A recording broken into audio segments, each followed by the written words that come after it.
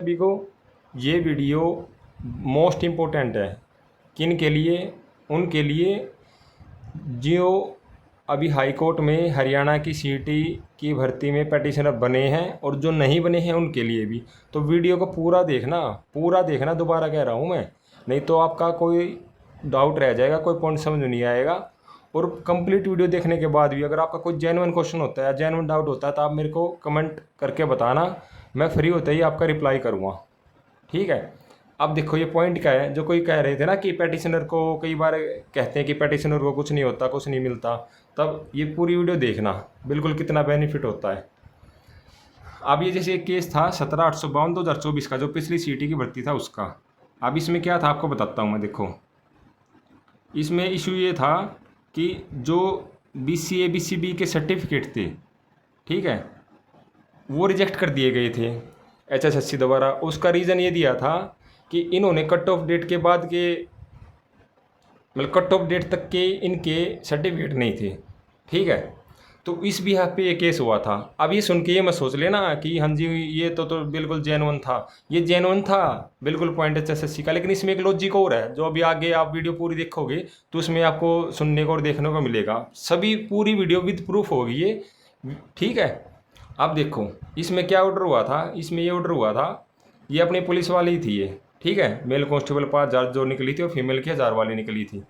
अब इसको जैसे मैं अगर 47 पेज हैं, अगर सभी पढ़ूंगा तो आपका भी टाइम वेस्ट ज़्यादा हो जाएगा, तो मैं डायरेक्ट पॉइंट पे लेके चलता हूँ आपको। ठीक है। जो डायरेक्ट मेन पॉइंट हो ना वही वहाँ के लेके चलूँगा आपको डायरेक्ट। ठीक है। ताकि आपका भी टाइम वेस्ट ना हो और मेरा भी टाइम वेस्ट ना हो ज़्यादा। अब देखो इसमें ये ऑर्डर हुआ था, आपको बताऊँ मैं। देखो अब ये देखो, in the wake of above facts and findings, the above raised questions are answered as, in the absence of particular date in the rules or advertisement, last date prescribed for filing application for advertised post is cut off date। ये तो normally सभी को पता है कि cut off date होती है। In the instant case cut off date for limited purpose to upload document was last date notified for filing application, the said date had no bearing with date of BCA certificate. ठीक है। तो ये कह रहे हैं कि BCA certificate के regarding इतना वो है इसमें मामला।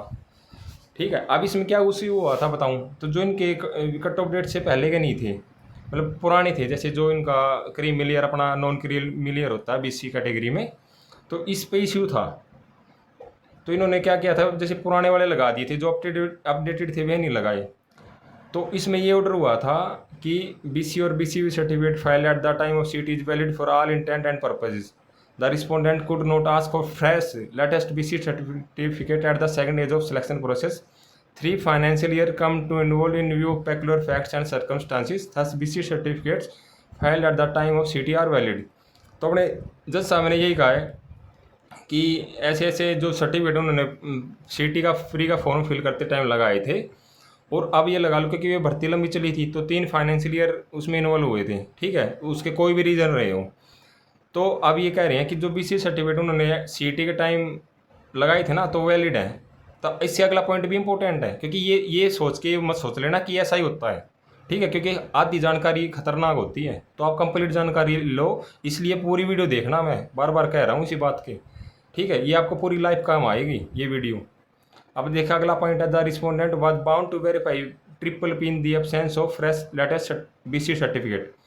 तो जज साहब ने ऑर्डर दिया था कि जैसे रिस्पोंडेंट अपने ये थे HSSC या गवर्नमेंट ऑफ हरियाणा, तो इन्होंने को कहा था कि वे बाउंड हैं वेरीफाई परिवार पहचान पत्र से उनके BC सर्टिफिकेट के लिए। अब ये कई को डाउट होएगा कि ऐसे कैसे उसमें हो जाएगा, उससे कैसे हुआ, तो इसका भी रीज़न बताऊंगा, मैं आगे वीडियो पूरी देखना।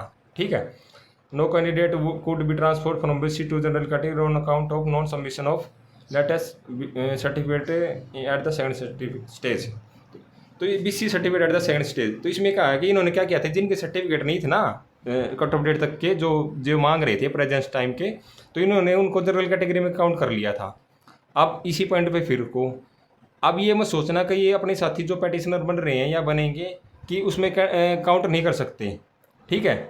क्योंकि इनका केस था, ये चाह रहे थे कि हमको कंसिडर मत करो, क्योंकि उस टाइम क्या हुआ था 4 टाइम पॉलिसी थी, और ये रिजर्वेशन ये नहीं लगा रहे थे जैसे अभी इन्होंने पहले लगाई थी ना, तभी तो बच्चे कोर्ट में गए। ठीक है। पहले बच्चे इस टाइम ऐसे पहले कोर्ट में गए नहीं थे, ठीक है, एक ही केस हुआ था बस, उसमें फिर थोड़ा वो नोटिस ऑफ मोशन हुआ था, वो अभी चल ही रहा है। ठीक है, जो परमिला वाले से रिलेटेड है। ठीक है, तो इसमें क्या हुआ था कि बच्चे ने ये कहा था कि हमें जनरल कैटेगरी में वो मत करो, क्योंकि जो कट ऑफ वगैरह का इशू था, उनका सिलेक्शन वगैरह में दिक्कत आ रही थी। फिर अभी नहीं, अब क्या हुआ, जैसे in the above premise all the petition deserve to be allowed and accordingly allowed, the important order are hereby set aside. जब पहले का एक बार फिर बता देता हूँ मैं, ये लगा लो पहले जिसने रिजर्वेशन कैटेगरी में फॉर्म फिल किया था ना, तो ये लगा लो फाइनल स्टेज पे उन्होंने रिजर्वेशन दिया था। ठीक है, क्योंकि केस वगैरह ऐसा कुछ चला नहीं था। एक केस हुआ था, वो भी लगा लो इलेक्शन का टाइम था, तो आपको पता ही कि इलेक्शन के टाइम क्या होता है। ठीक है, ज़्यादा क्या ही मैं बताऊँ, आप समझदार हो सभी। तो इसलिए वो केस में वो नोटिस मोशन हो पाया था, कोई सटे वगैरह ऐसा कुछ हुआ नहीं था। ठीक है, और फिर ये पॉइंट था कि बच्चे चाह रहे थे कि हमको रिजर्वेशन कैटेगरी में ही रखो, क्योंकि रिजर्वेशन का बेनिफिट था ज़्यादा। ठीक है, 4 टाइम्स बच्चे बैठे थे एग्ज़ाम में जो शॉर्ट लिस्ट किए थे, उनमें से कई मल्टीपल टाइप शॉर्ट लिस्ट हुए थे। मान लो एक बच्चा 20-20 जगह शॉर्ट लिस्ट हो रखा है, इस तरीके से थे। तो कुल मिला के बात है कि जो रिजर्वेशन से जिसने पहले वाला जो CET 2022 वाला फॉर्म फिल किए थे, वो बेनिफिट में रहे। ठीक है, अब इसमें देखिए क्या ऑर्डर हुआ था, ये आपको बता दिया कुछ, और 34 पॉइंट है इन दी अबव प्रोमिस। पूरा देखना वीडियो को, अभी तो नॉर्मल पॉइंट है, आगे और इससे ज़्यादा इंपॉर्टेंट पॉइंट आएंगे आपके लिए। In the above promise all the petitioner deserve to be allowed and accordingly allowed. ठीक है, ये पिटीशंस अलाउ कर दिए हैं। The impact order are hereby set aside, जो ऑर्डर था गवर्नमेंट का या HSC का, वो अलग मतलब सेट असाइड कर दिया है, हटा दिया गया बिल्कुल। To avoid the filling of further petitions, देखो इंपॉर्टेंट है ये कि to avoid the filing of further petitions. अब जो आगे पिटीशन होंगी जो इस डेट के 5/2/2025 के बाद की हैं, it is hereby made clear, इस पार्टिकुलर रिक्रूटमेंट की बात हो रही है, आपकी नहीं है, आपसे रिलेटेड कैसे वो बता रहा हूँ आपको कि it is hereby made clear that the benefit of the judgment would be available to all the candidates who have been transferred from BC to general category. ठीक है, इन्होंने क्या किया, जज साहब ने कह दिया कि जो भी BC से जनरल कैटेगरी में गए हैं, ठीक है, चाहे वो पैटिशनर बनाओ या ना बनाओ, तो उनको सबको बेनिफिट मिलेगा। ठीक है, ये कह दिया इन्होंने।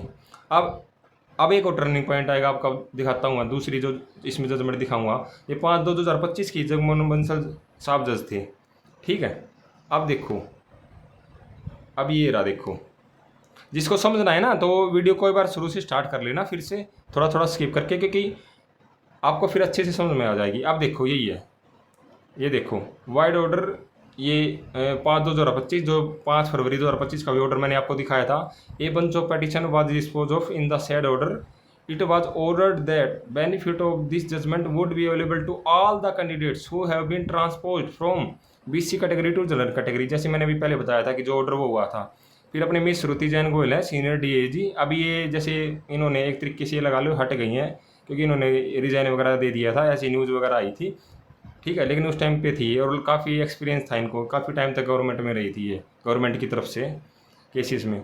तो Haryana submit that there is likelihood of misinterpretation of direction of this court to the extent that BC की category candidate who even did not participate in the final test may claim benefit of this.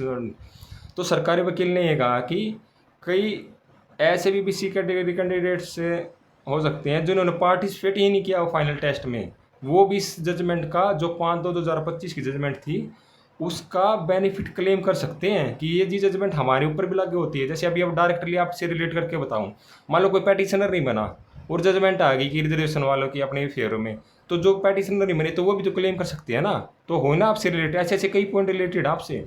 लेकिन अब अगला देखो और भी turning point, it is hereby made clear that benefit of, अब जज साहब कह रहे हैं कि ये क्लियर है, बता रहा हूँ आपको, जो बेनिफिट है जो ऊपर जजमेंट का 5 फरवरी 2025 का, would be available to those candidates who have appeared for final written test either on the, अब देखो important, either on the direction of this court और अदरवाइज। तो जज साहब कह रहे हैं कि उस जजमेंट का बेनिफिट केवल उन्हीं को मिलेगा जो फाइनल रिटर्न टेस्ट में बैठे थे। आइदर ऑन द डायरेक्शन, या तो कोर्ट की डायरेक्शन के अकॉर्डिंग बैठे हों या उनका एक्चुअल में शॉर्ट लिस्टिंग में नाम आया हो। ठीक है, जो हम कहते हैं ना, मैं पार्टिकुलर कहता हूँ और मेरा टीम का साथी हम कहते हैं कि पैटिशनर एग्जाम में कौन बैठेंगे आज की डेट के अकॉर्डिंग, 10 टाइम्स प्लस पैटिशनर्स जो PMT PST क्वालिफाई करेंगे। ठीक है, तो यही ऑर्डर है, देखो इसमें रिलेट करके आप बिल्कुल अपना भी if a candidate has not appeared for final written test he cannot claim benefit of the said judgment. जैसे अगर मान लो अब कई बच्चे सोच रहे हो कि हमारी सेकंड लिस्ट में आ गया नाम, हमारा थर्ड लिस्ट में आ गया नाम, लेकिन एग्जाम में तो 10 टाइम्स बैठने हैं, हम चाहे 25 टाइम्स बुला लो या कितने टाइम्स बुला लो, एग्जाम में तो 10 टाइम्स बैठेंगे, ठीक है। लेकिन अगर वे आउट हुए, रिटर्न एग्जाम में नहीं बैठे, तो वे क्लेम नहीं कर सकते जजमेंट का, हम तो कर सकते हैं, ठीक है। Because it would amount to direction to respondent, the important है to respondent to conduct fresh return test, ठीक है।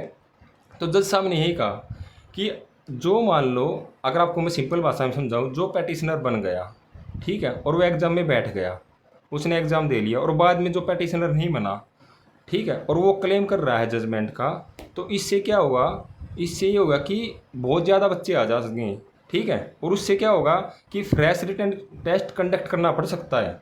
तो इसलिए इन्होंने कहा जज साहब ने कि it is hereby made clear that benefit of aforesaid judgment would be available to those candidates who have appeared for final written test either on the direction of this court और otherwise. इसलिए जज साहब ने कहा कि जो इस court के डायरेक्शन के अकॉर्डिंग बैठे ना अपने फाइनल टेस्ट में, ठीक है, जो अपना टायर 2 का होगा अभी, चाहे पुलिस की हो, चाहे फॉरेस्ट गार्ड की, या और कोई भी भर्ती आने वाली भी कोई भर्ती हो, ठीक है, तो उसके अकॉर्डिंग उन्हीं को बेनिफिट मिलेगा, ना कि उनको जो घर बैठे हैं, जो पैटिशन नहीं बन रहे हैं अपने हक के लिए। क्योंकि सिंपल हाँ लॉजिक है यार, आपके सबके कॉमन सेंस है। आप एक बात बताओ, अपने लगभग हरियाणा में 2.5 करोड़ जनता है, ठीक है, किसी का फंडामेंटल राइट का उल्लंघन होगा, तो कोर्ट तो उनके घर घर जाके ये नहीं कहेगी कि आपका फंडामेंटल राइट हनन हुआ है, आप बताओ, कि आपको ही तो बताने जाना पड़ेगा ना कोर्ट को। तो यही सेम लॉजिक है। अब आगे इससे भी इम्पोर्टेंट और देखो, अब ये था जैसे सिंगल बेंच का, फिर क्या हुआ था, गवर्नमेंट गई जैसे डबल बेंच में, जो 2 जज कहते हैं जिनको, ठीक है, उसमें देखो, क्योंकि मैं आपको पूरी बताऊंगा, आधी अधूरी जानकारी नहीं दूंगा कि क्या रहा क्या नहीं रहा, कि यहाँ तक ही रोक दूंगा कि ये होगा ये होगा ये होगा, देखो भाई आप पटिशनर हो गए वो हो गए, कि कंप्लीट जानकारी बिल्कुल ज़रूरी है, आधी जानकारी तो भाई हानिकारक होती है, ठीक है। अब देखो, सरकार LPA में गई थी, ठीक है, इसका डिसीजन रिजर्व हुआ था 3 सितंबर 2025 को, और डिसीजन आया था 3 नवंबर 2025 को, ठीक है। अब इसमें देखो क्या ऑर्डर हुआ था, आपको दिखाता हूँ मैं, देखो आपको दिखाता हूँ, ये जैसे पूरे 45 पेज पढ़ूंगा तो ज़्यादा टाइम लग जाएगा ना, क्योंकि ऑलरेडी 12.5 मिनट की वीडियो हो चुकी है, तो इसलिए मैं मेन पॉइंट बता रहा हूँ आपको, ताकि मेन पॉइंट डिटेल में समझा के आपको अच्छे तरीके से समझ आ जाए। कई जो यूट्यूबर है ना, उनको इतनी नॉलेज तो है नहीं, बस ठीक है अपना भाई मेहनत करी उन्होंने, और कुछ किस्मत ने साथ दे दिया, वो लग गए। किसी की किस्मत साथ नहीं देती, मेहनत करती हैं तो नहीं लग पाते हैं, ये पॉइंट रहता है। लेकिन इतना ज़रूर है, संघर्ष करने वालों की हार नहीं होती है, ये आपको बता देता हूँ मैं। अब देखो इसका और मेन पॉइंट देखो, बिल्कुल ये, हाँ जी ये देखो, ठीक है। अब देखो इसमें क्या बता रखा है कि जो द जज 71 पॉइंट देखो, the judgment relied upon by learned counsel for the said petitioners are distinct on fact, ठीक है। 70 से देखो, 70 से ही देखो, having heard the learned counsel for the parties, मतलब जज ने दोनों पार्टीज के वकील को सुन लिया है। We find force in the submission made by the learned counsel for the appellant commission that the mechanism adopted by it provided sufficient opportunity to any candidate to rectify any such alleged advertent error as would be clear from perusal of clause 16 of the advertisement. Not only did, मतलब ये कह रहे हैं कि इस commission ने कहा कि हमने इनको को मौके दिए थे कि आप अपना सर्टिफिकेट वगैरह अपलोड कर दो फोटो अपडेट तक का, लेकिन इन्होंने नहीं किया, ठीक है। तो not only did the candidate fail to rectify the error after taking the printout of the form and before signing and adopting the second copy thereof, she did not take any step to submit a fresh application with the correct category as duly provided for, ठीक है। तो ये यही कह रहे हैं कि हमको उन्होंने जैसे फॉर्म फिल करते हैं तो फिर बाद में प्रिंट करके और साइन करके भी अपलोड करना होता है ना, तो ये कह रहे हैं कि हमने उनको वो भी मौका दिया, लेकिन उन्होंने कोई भी स्टेप नहीं लिया। कोई अगर मान लो कोई गलती होगी तो फ्रेश एप्लीकेशन करेक्ट कैटेगरी के अकॉर्डिंग फाइल करने का। Admittedly she appeared in the second test, जैसे सी इसलिए यूज़ करें कि इसमें एक पेटिशनर वो फीमेल है, ठीक है, इसलिए वो सी वर्ड यूज़ कर रहे हो, क्योंकि सबको तो ये करेंगे नहीं, ही सी, तो कॉमनली एक वो ले लिया जो मेन पेटिशनर टाइप है। तो she appeared in the second test, ये कह रहे हैं कि जैसे वो लड़की थी जो अपनी अपीयर हुई थी जो सेकेंड टेस्ट में 23 सितंबर 2024 को, जिसका रिजल्ट आया था 9 अक्टूबर 2024 को, और it was only on 3/11/2024 that she bilaterally file representation, exam हो गया, रिजल्ट आ गया और उसने अपनी रिप्रेजेंटेशन कब दी? 3 नवंबर को। ठीक है, ये भी तो एक पॉइंट है कि उसकी गलती है थोड़ी ही, क्योंकि लेट वो पहुँचे हैं थोड़ी। जैसे हमने तो अभी पहले ही ऑलरेडी केस फाइल कर दिया, शॉर्ट लिस्टिंग आते ही, एग्ज़ाम होने नहीं दिया, रिजल्ट की तो दूर की बात है, एग्ज़ाम से पहले ही कर दिया, क्योंकि अवेयर थे सभी अपने साथी और कुछ हमने अवेयरनेस फैलाई। अब 71 पॉइंट देखो, ये एक बिल्कुल पढ़ लेना, आगे और भी टर्निंग पॉइंट आएंगे, आपको बता देता हूँ मैं। The judgment relied upon by the learned counsel for the said petitioners are distinct on fact, where the mistake in the selecting option occurred on account of filing the application form with the aid of cyber cafe। अब ये कह रहे हैं कि जो judgement थी वो relate कर रही थी, जो काउंसिल बता रहे हैं कि जो साइबर कैफे से हमने फॉर्म फिल कराया, देखिए कई ने फिल कराया होगा, ठीक है, तो ये कह रहे हैं कि फिर साइबर कैफे से फिल कराया तो उसमें कोई प्रोविजन थोड़ी ना करेक्शन का कि कोई साइबर कैफे से कराए, तो इस तरीके से। तो अब ये कह रहे हैं जज साहब in the facts of the instant case the concern petitioner is an educated women. जज साहब कह रहे हैं कि इस प्रेजेंट केस में जो पेटिशनर है वो एक एजुकेटेड पढ़ी लिखी महिला है, and does not allege that she was incapacitated due to any such circumstances. तो कह रहे हैं कि वो पढ़ी लिखी महिला है और ये अलेज नहीं कर सकती आप, ठीक है, कि वो मतलब इसमें सही तरीके से वो इनकैपेसिटेटेड मतलब योग्य नहीं थी कि ऐसी कंडीशन में कि कोई मान ली फॉर्म फिल कर रहा है, कैफे से फिल करवा रहा है, तो वो पढ़ेगी नहीं उसको या कोई साइन करेगी तो उससे पहले देखेगी नहीं, ठीक है ना, वो तो देखना ही पड़ेगा, एजुकेटेड का तो यही है। अब देखो 72 point, it has to also be borne in mind that in the peculiar facts and circumstances since a large number of applicants are involved. अब देखो, ठीक है, वो मैं पॉइंट कह रहा था बार बार, जो पहले भी आई थी और अभी एक और आया है, कि जज साहब कह रहे हैं कि ये अपने दिमाग में रखो, ठीक है, कि large number of applicants involve है इसमें, तो some finality has to be given. इस मुद्दे पर कोई फाइनल डिसीजन देना जरूरी है, otherwise some candidate or the other would claim further relaxation, making it a never ending process which would lead to administrative charge. ठीक है, तो जज साहब कह रहे हैं कि इस मामले पर हमको फाइनल बिल्कुल डिसीजन, या कह रहे हैं कि वो देसी भाषा में तोड़ करना ज़रूरी है, दूध का दूध पानी का पानी, नहीं तो क्या होगा कि आगे और कैंडिडेट्स आएंगे, मान लो जजमेंट आ गई तो कोई जजमेंट अपनी आ जाती है ना, तो वो आगे भी चलती है भर्तियों में। कई बार अगर मान लो जैसे 10 साल भी कोई भर्ती आई और उससे पहले कोई उससे अलग कोई जजमेंट नहीं आई, तो वही 10 साल पुरानी वाली जजमेंट चल जाएगी। तो जज साहब यही कह रहे हैं कि आगे ये भी हो सकता है कुछ कैंडिडेट्स और आ जाएं और वो भी अपना रिलैक्सेशन के लिए क्लेम करने लगे, तो इसलिए नेवर एंडिंग प्रोसेस, मतलब ये इस प्रोसेस का कोई एंड ही नहीं होगा, ठीक है। तो इससे क्या होगा, जो एडमिनिस्ट्रेटिव व्यवस्था मतलब हो जाएगी, ठीक है। तो अभी 73 देखो, on a careful analysis of applicable principles of law. इसके बाद इस जजमेंट के बाद एक और टर्निंग पॉइंट है और बताऊंगा मैं आपको। जैसे टर्न है ना, अपने पुलिस वाले में भी जो जिन्होंने पुलिस का फिल कर रखा है या कोई फॉरेस्ट गार्ड का फिल करेगा, पेटिशनर बनेगा, तो या और भी कोई होगा, क्योंकि लाइफ में भी टर्निंग पॉइंट होते हैं, तो ये भी टर्निंग पॉइंट है, लगा लो। On a careful analysis of the applicable principles of law and its applicability in the facts of these LPS we are view, देखा जैसा बना व्यू बता रहे हैं, that the respondents writ petitioners, जैसे इसमें रिस्पोंडेंट थे अब रिट पेटिशनर्स, आपको बताता हूँ। जैसे पहले अगर हम, जैसे अब हमने केस किया है, ठीक है, तो हम हो गए पेटिशनर्स, अब हमारे खिलाफ, और रिस्पोंडेंट हो गई HSSC या गवर्नमेंट ऑफ हरियाणा, अब हमारे खिलाफ जैसे HSSC या गवर्नमेंट ऑफ हरियाणा LPA में चली जाए, लेटेंट पेटेंट अपील होता है, ठीक है, या डबल बेंच बोल देते हैं, 2 जज की पास चले जाए, तो फिर वे हो जाएंगे अपीलेंट, ठीक है, और हम हो जाएंगे रिस्पोंडेंट्स, ठीक है। तो इन अब ये समझो, क्योंकि एक पॉइंट समझाता हूँ, आपको पता ही आपकी नॉलेज के लिए, क्योंकि नॉलेज इज़ पावर, ठीक है। पावर वैसे वाली नहीं जो पहले बताया था मैंने, कि ऐसा नहीं कि शक्तिमान वगैरह, क्योंकि टाइम मिल जाता है उससे, नॉलेज हो तो टाइम ही पावर होता है इनडायरेक्टली, अगर आपको बताऊँ तो। To any relief in the matter, तो ये कह रहे हैं कि अगर writ petitioners were not entitled to any relief of the matter inasmuch they have not furnished the proof of their eligibility. तो जज साहब कह रहे हैं कि उन्होंने अपनी एलिजिबिलिटी का कोई भी प्रूफ, या उन्होंने एप्लीकेशन अमेंड की है वो कट ऑफ डेट तक की नहीं प्रोवाइड की हमके, ठीक है। Therefore the contrary view taken by learned single जज in the writ petition in circumstances can not be sustained. तो कह रहे हैं कि जो अपने सिंगल बेंच में जज साहब ने जो स्टैंड लिया था वो स्टैंड नहीं करता, क्योंकि इन्होंने कोई प्रूफ नहीं दिया। बच्चों ने जो कह रहे थे ना, ये BC अपना जो BC सर्टिफिकेट का मैटर था, accordingly the LPA stand allowed, मतलब सरकार जीत गई। अब जीत गई भी ये मत समझ लेना कि बिल्कुल ही जीत गई, आगे और भी टर्निंग पॉइंट है, बताता हूँ आपको। ठीक है, आप अपने से रिलेट करते जाना, क्योंकि अपना ये कट ऑफ इसका तो इशू है नहीं सर्टिफिकेट का। ठीक है, अपना तो नॉर्मल है, बिल्कुल डायरेक्ट इशू है कि ठीक है। अब order dated 15/2/2025 passed by learned single bench in a, जिसमें जैसे 15 फरवरी दे रखा है, the learned single bench in a bunch of writ petition set aside the writ petition filed by the respondent and considered dismissed.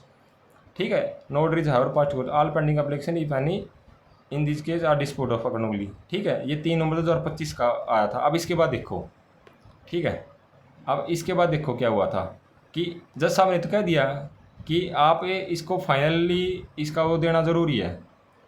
ठीक है, क्योंकि अभी भी ये चल रहा है। अब इसमें क्या इशू हुआ था, क्या वो बताता हूँ मैं। अगर देखो, अब जो मेन पॉइंट उनके लिए अकॉर्डिंग आया, अब CET पॉलिसी 2022 उसमें क्या लिखा हुआ था आपको दिखाता हूँ मुझे। 1 2 3 4 5, देखिए 5 नंबर पॉइंट पे चलो।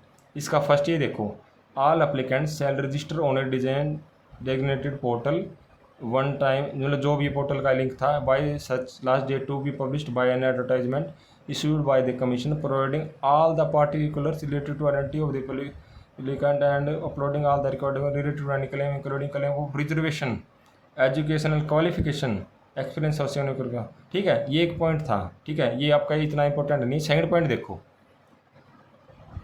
द परिवार पहचान नंबर।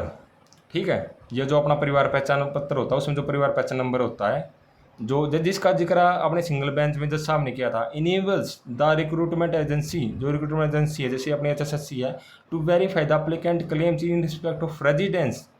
देखो आप तो बताता हूँ मैं, तो ये कह रहे हैं कि इसमें जो एजेंसी है उनके पास ये जैसे एक तरीके से ये लगा लो कि वो परिवार पहचान पत्र से या परिवार पहचान पत्र नंबर से उनके एप्लीकेंट्स की क्लेम को वेरीफाई कर सकती है, जिसमें रेजिडेंस हो उसका, एजुकेशनल एंड अदर क्वालिफिकेशन हो, कास्ट कास्ट जो BC सर्टिफिकेट था, समझ रहे हो ना आप। ठीक है, क्योंकि BC सर्टिफिकेट जब बनता है तो जो सरकार का गजट वगैरह होते हैं इसमें बताया जाता है कि ये अपनी कास्ट इसी मतलब उसमें आएंगी और ये इनकी इनकम का क्राइटेरिया वगैरह होगा। ठीक है, caste and experience certificate, family income, आगे जो भी है ये। ठीक है, आप पढ़ लेना। लेकिन कास्ट, अब देखो यही पॉइंट अड़ा हुआ इस कास्ट वाले वर्ड पर। ठीक है, बच्चे कह रहे हैं कि हमने परिवार, अगर हम आप कह रहे हो कि हमारा कट ऑफ डेट तक का नहीं है, तो इसमें देखो आपके खुद जो अपनी नोटिफिकेशन आई थी आपकी, उसमें लिख रखा है कि आप परिवार पहचान पत्र से वेरीफाई कर सकते हो। ठीक है, तो अब यही है। अब पॉइंट क्या है, बच्चे भी ठीक हैं, लेकिन ये भी पॉइंट ठीक है कि जो बच्चे लगे हुए भी नहीं हटने चाहिए। ठीक है, लेकिन इनको भी कुछ सोल्यूशन होना चाहिए, ये भी ज़रूरी है। तो यही इसी पे पॉइंट अब अड़ा हुआ है। ठीक है, अब आपको देखो ओवरऑल मैं कंक्लूजन बता देता हूँ। कंक्लूजन ये है कि इसमें तो खाली ये था कि डॉक्यूमेंट कट ऑफ डेट तक के नहीं थे, तो आपके तो कट ऑफ डेट तक के भी थे। ठीक है, पहला पॉइंट। दूसरा पॉइंट कि उनकी कट ऑफ डेट की ना होने के बावजूद भी जज साहब ने फैमिली ID से वो करके उनको पेटिशनर को बेनिफिट दिया था, ताकि बच्चे ज़्यादा ना हो जाए और एग्ज़ाम रिकंडक्ट ना कराना पड़े फ्रेश। देखो आपको मैंने दिखाया भी था विद प्रूफ कि जो फ्रेश रिटर्न एग्ज़ाम के लिए जज साहब ने कहा था कि अगर ऐसा हुआ तो फ्रेश कराना पड़ेगा, इसलिए जो पेटिशनर्स को भी बेनिफिट दिया था। तो इसी केस में सिमिलर आप में भी ऐसा ही हो सकता है कि अभी जैसे पेटिशनर को बेनिफिट दे रहे हैं ना, और एग्ज़ाम हो जाए, ठीक है, और उसके बाद ठीक है बच्चे जाएं तो फिर उनको क्लेम करेंगे वे, तो उसके चांस कम है बच्चों के जो बाद में जाएंगे। इसलिए मैं कहता हूँ हर बार कि अभी पेटिशनर बन लो। हाँ, और साथ में ये भी कहता हूँ, 2,000 रुपये में ठगने लग रहे हैं ना बच्चों को उनकी मत ठगो। ठीक है, अपनी जेन्युइन फीस है। अभी डिस्क्रिप्शन में और कमेंट में अपना कमेंट, पहला कमेंट पिन कर रहा हूँ मैं, उसमें अपने टेलीग्राम ग्रुप का लिंक है, उसको ज्वाइन कर लो। उसमें कैसे पेटिशनर बनना है, किस किस पोस्ट के लिए पेटिशनर बनना है, क्या फ़ीस है, सब कुछ उसमें डिटेल में बता रखा है। और आपकी जानकारी के लिए ये और बता दूं कि जो फीस होगी ना, फीस वो डायरेक्ट एडवोकेट के अकाउंट में जाएगी, उनका स्कैनर दिया जाएगा आपको। ठीक है, जो एक यूट्यूबर कह रहे हैं कि ये हो गया वो हो गया, ठीक है, इनकी इतनी मत सुनो, क्योंकि इनकी सुनोगे ना आप तो आप ये लगा लो ज़िंदगी में आगे नहीं बढ़ पाओगे। ठीक है, क्योंकि अपने हक के लिए अपने आप लड़ना पड़ता है। कोई दूसरा आपको थाली में परोस के दे के नहीं जाएगा कुछ कि भाई खाना खा लो। किसी को भूख लगेगी तभी तो उठेगा ना वो। माँ भी नहीं दूध पिलाती, वो कहते हैं बच्चा जब तक रोने ना लगे। तो ऐसा ही पॉइंट। तो आपसे सभी से यही है कि अभी भी ये आपको स्पेशल आपके लिए वीडियो थी कि अवेयर करने के लिए, ताकि आप अवेयर हों। और जिसको भी पैटिशनर बनना है वो अभी कमेंट में लिंक डाल दूंगा मैं अपने टेलीग्राम ग्रुप का, उसको ज्वाइन कर लेना। धन्यवाद।